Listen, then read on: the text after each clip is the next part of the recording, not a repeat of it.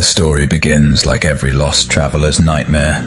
A man named Ethan Reeves, 34, software engineer, vanishes during a cross-country drive. Authorities trace his GPS, and it ends abruptly near a blank patch of forest on the state map. 3 weeks later, Ethan sends a video message to his sister, smiling calmly. "Hey, don't worry. I found a small town. They're taking care of me. The place is called Marlowe's Rest." But when his sister searches for it online, it doesn't exist. Ethan recalls waking up in his car after a storm, headlights dimming, when he first saw the sign. "Welcome to Marlowe's Rest, where every soul finds peace." The town was quiet, small, maybe a few hundred people. White houses, rose gardens, and a clock tower that always read 11:47. Everyone smiled too perfectly. Every face felt rehearsed. He rents a small room at a cozy inn run by an elderly woman named Mrs. Halpan, who insists he call her mother. Ethan stays the night. The next morning, the same people are standing in the same places, same posture, same clothes. A boy tossing a ball, a man sweeping dust that isn't there. When Ethan asks how long they've lived here, they all give the same answer. Since the beginning. That night, Ethan dreams of radio static and footsteps pacing around his bed. On day 3, Ethan decides to leave. He drives toward the forest road, but after 10 minutes, the same "Welcome to Marlowe's Rest" sign reappears. He turns around, speeds in the opposite direction, same result. He tries walking, same loop. Something unseen keeps pulling him back. At sunset, Mrs. Halpin greets him on the porch with warm tea. "You're home early."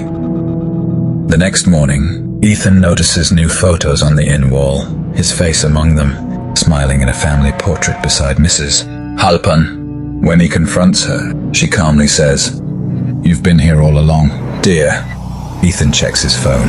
Every saved picture from his trip is now filled with people from Marlowe's Rest. In one photo, he spots himself standing behind the counter, wearing Mrs. Halpin's apron. Desperate for answers, Ethan visits the old church on the hill. Inside, he finds a massive bell that seems to hum softly, even without ringing. Beneath it, names are carved into the floor. His name is there, scratched at the bottom, with the date he arrived. October 7th, 2025. When he runs outside, the townspeople stand in silence, watching him. Ethan finds a hidden basement under the inn, filled with old letters, passports, and driver's licenses from dozens of travelers. Every ID ends with the same expiration date. He reads one of the letters aloud. "To whoever finds this, you don't move into Marlowe's Rest. It moves into you." The air grows heavy. Voices whisper from the walls, repeating his name. Mrs. Halpin appears behind him, smiling faintly. "We needed a new caretaker. You fit perfectly."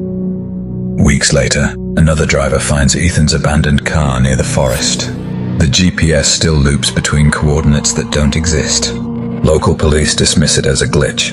But that same week, the official map of the county updates, showing a new small town labeled Marlowe's Rest, POP 201. And if you zoom in, one house is highlighted red, property of Ethan Reeves.